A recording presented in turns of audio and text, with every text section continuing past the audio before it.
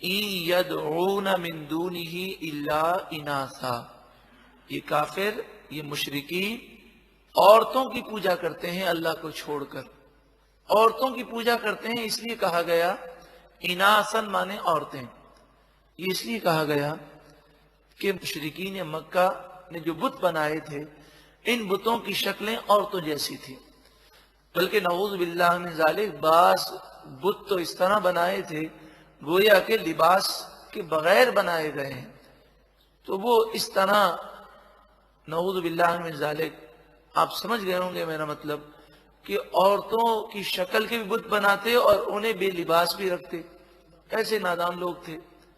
پھر جو بت عورتوں کی شکل میں نہ ہوتے لیکن پھر بھی انہیں وہ اس طرح زیورات پہناتے جیسے عورتوں کو زیورات پہنایا جاتا ہے۔ اور تیسری صورت یہ تھی کہ مشرکین مکہ نے بتوں کے نام لات، عزا، منات جو رکھے تھے یہ سب عورتوں کے نام ہیں، تو بتوں کے نام بھی عورتوں پہ رکھے تھے۔ اسی طرح آپ دیکھیں آج کل ہندو دیوی کر کے بعض بتوں کو پکارتے ہیں، دیوی، دیوی یہ مونس لفظ ہے، تو یہ بتوں کے لیے مونس لفظ بھی استعمال کرتے ہیں۔ بعض بت مونس کی شکل میں بناتے ہیں، بعض بتوں کو عورتوں کی طرح زیورات پہناتے ہیں۔ تو ان مشرکین مکہ کو سمجھایا جا رہا ہے کہ یوں تو بڑے مرد بنتے ہو لیکن تمہاری حالت یہ ہے کہ عورتوں کے سامنے سجدے کرتے ہو، عورتوں کی شکل کے بتوں کی پوجا کرتے ہو۔ إِن يَدْعُونَ مِن دُونِهِ إِلَّا إِنَاثًا، یہ مشرکین اللہ کو چھوڑ کر عورتوں کی پوجا کرتے ہیں۔ وَإِن يَدْعُونَ إِلَّا شَيْطَانًا مَرِيدًا، اور وہ شیطان مردود کی پوجا کرتے ہیں کہ یہ عقل انہیں شیطان نے دی تو یہ شیطان کی باتیں مانتے ہیں۔ لعنہ اللہ، اللہ نے شیطان پر لعنت فرمائی۔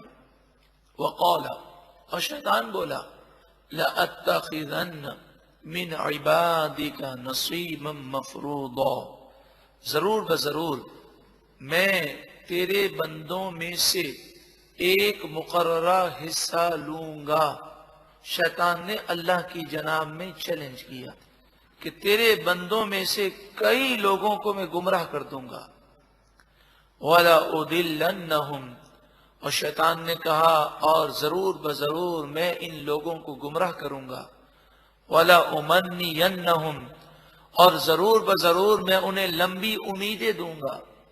آج ہم بھی لمبی امیدوں میں وابستہ ہیں، ابھی توبہ نہیں کرتے، ذرا حج کر کے آ جاؤں پھر بالکل نیک بن جاؤں گا، ذرا رمضان آ جائے پھر پکا نمازی بن جاؤں گا، ذرا ان بچوں کی شادی سے فارغ ہو جاؤں پھر اس کے بعد سنت پر عمل کروں گا، ذرا کام دھندوں سے فارغ ہو جاؤں، بڑھاپا آ جائے تو بڑھاپے میں کیا کرنا ہے، ہم اللہ اللہ ہی کریں گے۔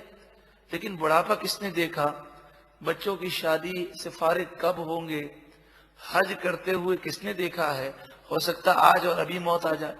تو یہ لمبی امیدیں شیطان دیتا ہے۔ وَلَآمُرَنَّهُمْ فَلَيُبَتِّكُنَّ آذَانَ الْأَنْعَامِ، ضرور بضرور میں انہیں حکم دوں گا، پھر ضرور بضرور وہ جانوروں کے کانوں کو چیریں گے۔ تو مشرکین مکہ نے ایسا کیا کہ جب اونٹنی 5 مرتبہ بچے کو جن دیتی تو پھر اس اونٹنی کا نام وہ بحیرہ رکھتے اور اس کے کان کو چیر دیتے اور کہتے جس اونٹنی کا کان چیر دیا جائے اس کا کھانا بھی حرام ہے، اس کے اوپر سوار ہونا بھی حرام ہے، اس کا دودھ پینا بھی حرام ہے، اس لیے کہ یہ اونٹنی ہم نے اپنے بتوں کے نام پر چھوڑ دی ہے۔ ضرور بضرور وہ جانوروں کے کان چیریں گے۔ شیطان نے کہا اور لوگوں نے ایسا کیا۔ وَلَآمُرَنَّهُمْ فَلَيُغَيِّرُنَّ خَلْقَ اللَّهِ، اور ضرور بضرور میں انہیں حکم دوں گا کہ وہ اللہ کی پیدائش کو اور اللہ کی بناوٹ کو چینج کریں، تبدیل کریں۔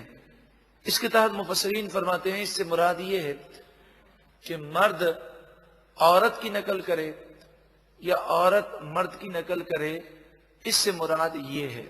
اسی طرح اللہ تعالیٰ نے داڑھی شریف عطا فرمائی مرد کے لیے، تو اسے مون دینا یہ بھی شیطان کی پیروی ہے اور اللہ کی بنائی ہوئی چیز کو چینج کرنا ہے۔ اسی طرح ہمیں بنانا، آئی برو جو بنائے جاتے ہیں، اسے بھی اس آیت کریمہ کے تحت حرام کہا گیا۔ بعض خواتین اپنے بالوں میں نقلی بال جوڑتی ہیں، نقلی بال سے مراد انسانی بال، وہ جوڑ کر بالوں کو لمبا کرتی ہیں، یہ بھی حرام کہا گیا۔ ہاں، چند چیزیں نبی کریم صلی اللہ علیہ وآلہ وسلم نے اس سے مستثنیٰ فرمائی۔ تو احادیث طیبہ کی روشنی میں یہ ہے کہ سر کے بال مرد کے لیے کاٹنا جائز ہے، عورت نہیں کاٹ سکتی جب تک شرعی اجازت نہ ہو۔ اسی طرح جسم کے اور بال جو بھووں، پلکوں اور داڑھی شریف کے علاوہ ہوں، مردوں کے لیے وہ بال کاٹنا جائز ہیں، عورتوں کے لیے بھی جائز ہیں۔ عورت کے لیے داڑھی شریف اگر عورت کی نکل آئے تو اس کا کاٹنا عورت کے لیے مستحب ہے۔ ہاں، مرد کے لیے داڑھی کے بال کاٹنا حرام ہے جب تک ایک مٹھی داڑھی نہ ہو جائے۔ تو شرعی مسئلہ یہ ہے کہ اگر ہم اس پر عمل نہ بھی کرتے ہوں تو اس پر ایمان لانا ہمارے لیے انتہائی ضروری ہے۔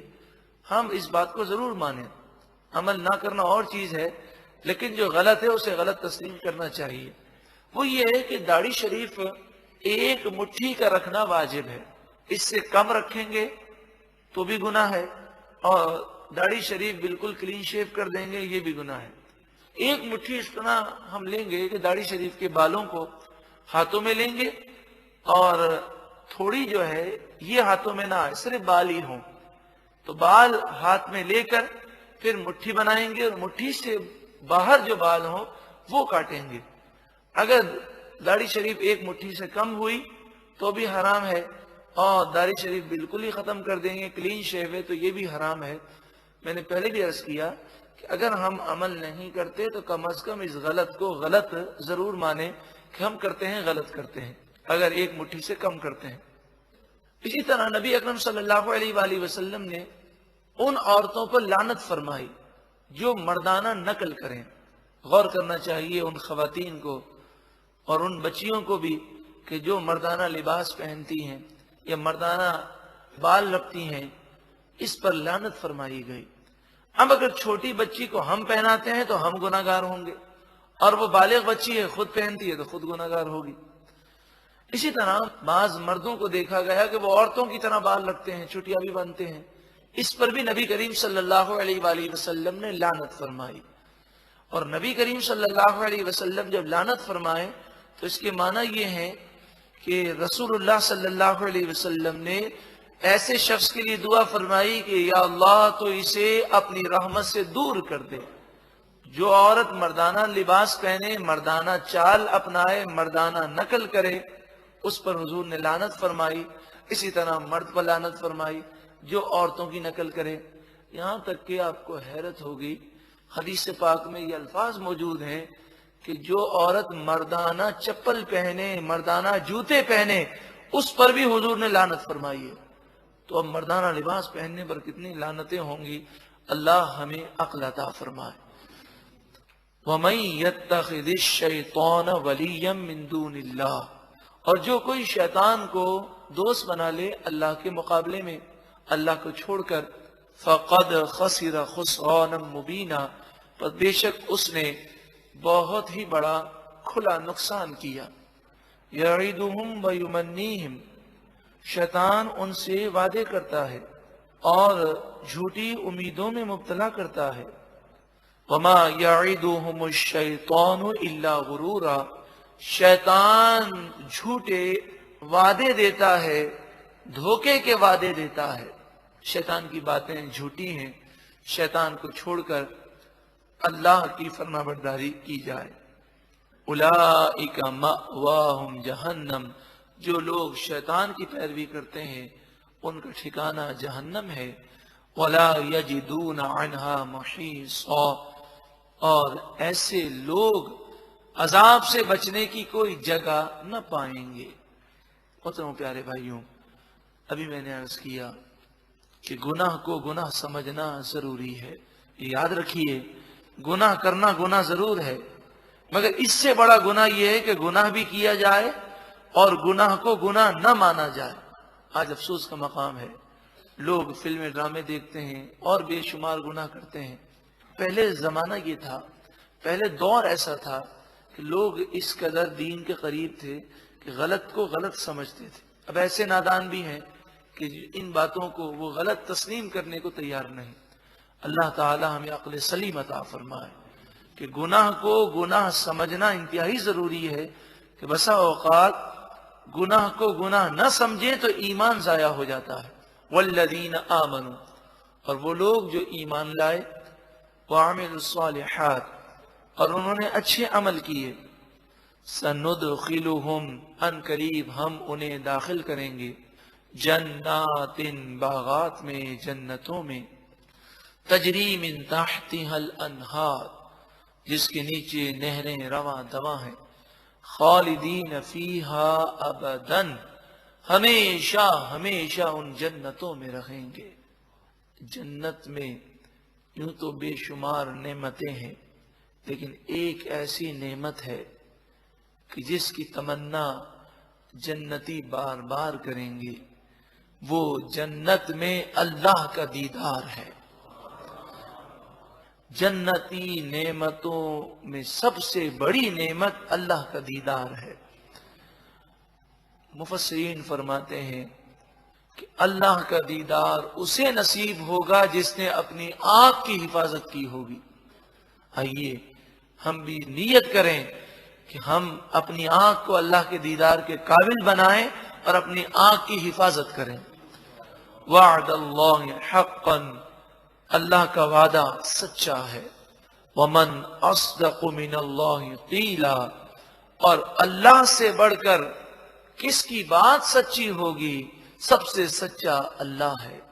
لیس بامانیکم ولا امانی اہل الکتاب، مشرکوں نہ تو تمہاری من گھڑت باتوں کے مطابق فیصلہ ہوگا اور نہ ہی اہل کتاب کی من گھڑت باتوں کے مطابق فیصلہ ہوگا۔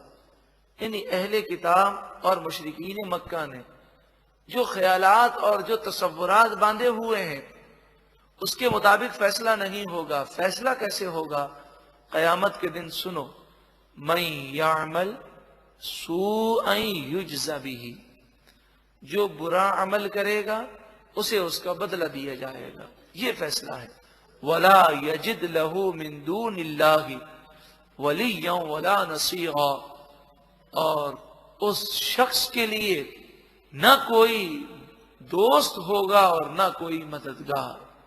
جس نے گناہ کیا اور اس کے گناہوں پر جب سزا دی جائے گی تو اللہ سے مقابلہ کرنے کے لیے نہ تو کوئی دوست کام آئے گا نہ کوئی مددگار۔